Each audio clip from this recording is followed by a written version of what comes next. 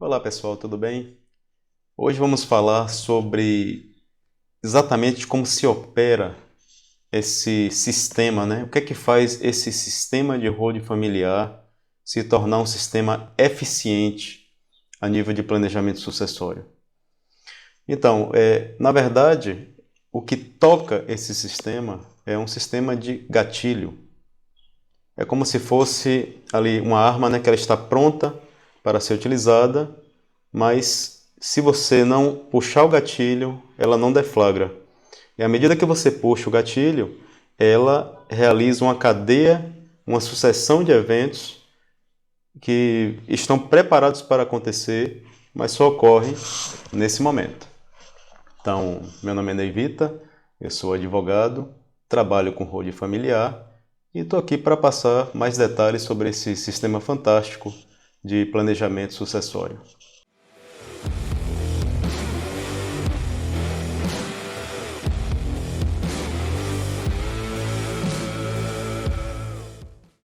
A questão é como é que se cria esse sistema de gatilho, esse sistema que dá eficiência à holding familiar.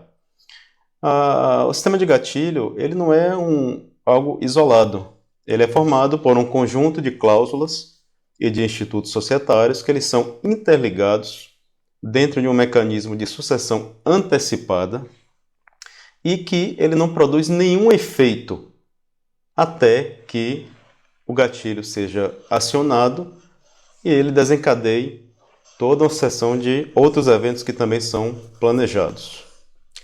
Então, antes desse gatilho ser acionado, nada acontece dentro do sistema de holding.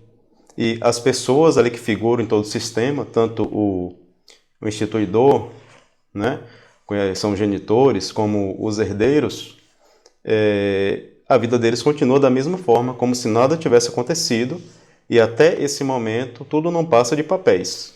Então tudo são só papéis, são só documentos, e os bens eles vão gerir da forma como sempre geriram os seus patrimônios particulares, né? A única diferença disso tudo é que os bens estarão, assim, em nome de pessoas jurídicas, né? E os boletos vão chegar em nome de pessoas jurídicas e não mais em nome das pessoas físicas.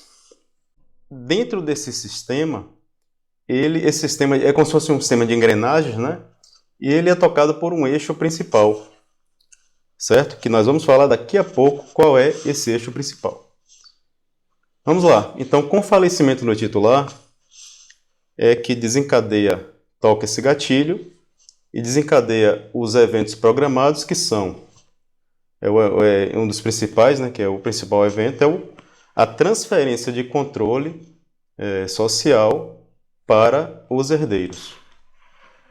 E nesse caso, diferentemente do inventário, esse sistema não necessita de juiz, de tabelião, de advogado, não precisa de ninguém para declarar que aqueles herdeiros passam a ter o domínio das cotas e, portanto, do patrimônio.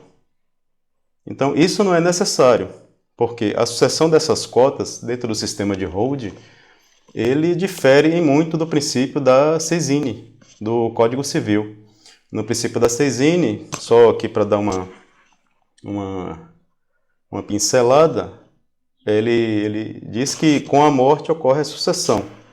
Mas no caso aí da holding familiar, dentro desse sistema, essa transferência, essa sucessão do bem dos genitores para os herdeiros, ela já ocorreu antes do falecimento do titular.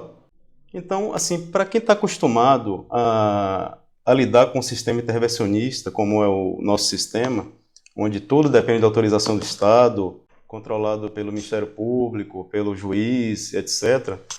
Então, é algo que parece assim surreal, algo que parece de outro mundo, você poder controlar o patrimônio dessa forma e prever, inclusive, a forma como ele vai ser gerido após a morte. Então, por que isso acontece?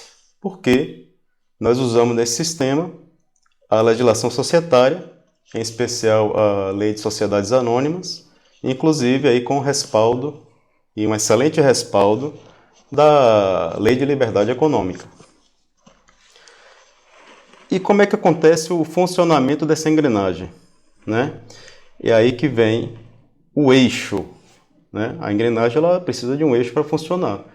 E o eixo dessa engrenagem é a doação das cotas em vida, né, as cotas sociais do titular, com reserva de usufruto vitalício para os filhos. Esse aí representa o eixo de todo o sistema.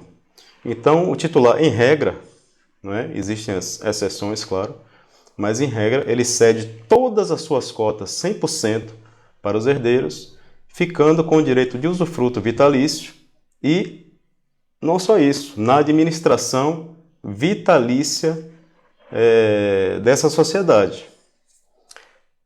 E esse sistema de gatilho, ao mesmo tempo que ele propaga toda essa cadeia de eventos, ele também funciona como um bloqueio dos efeitos dessa doação, de modo que ele nem dispare antes do falecimento do titular, para que ele não perca o controle, e nem após, para que os herdeiros não fiquem privados dos direitos. Então, é como se fosse, aqui fazendo uma representação, uma analogia, é como se fosse se o dono do cofre entregasse o cofre aos filhos e retivesse com ele ali a chave desse cofre. Então, os filhos têm o cofre, mas o pai tendo a chave, eles só acessarão aquele cofre à medida que o pai entregar a chave, o que só ocorre com seu falecimento. E aqui é bom frisar o seguinte: eu preciso passar para vocês duas observações, já que eu toquei no assunto aqui de doação das cotas com reserva de usufruto vitalício, que esse sistema de doação, por si só, aplicado em uma empresa sem as cautelas dos microsistemas que são utilizados no sistema de holding, como, por exemplo, as cláusulas de inalienabilidade, cláusula de reversão, dentro de um acordo de sócios, etc., ela não funciona da forma pretendida e pode até gerar um efeito, ou gerar efeitos indesejados. Então, assim, não é só a questão da doação, não é só o gatilho, mas um conjunto de institutos que dão estabilidade e segurança ao sistema. E a segunda observação é que a doação com reserva de usufruto se dá, nesse caso especial, em relação às cotas sociais e não ao patrimônio, de modo que ela é regida tanto pelas normas de direito civil como pelas normas de direito societário, em especial a Lei das Sociedades Anônimas e a Lei de Liberdade Econômica. Enquanto que, se essa doação se der sobre o patrimônio, como acontece nas relações cíveis, inclusive de pessoas que têm sistema que eles fazem isso, fazem doação com reserva de usufruto, ela se dá exclusivamente sobre a égide do direito civil. Então, elas têm impactos completamente diferentes. Então, ficamos por aqui e nos vemos no próximo vídeo.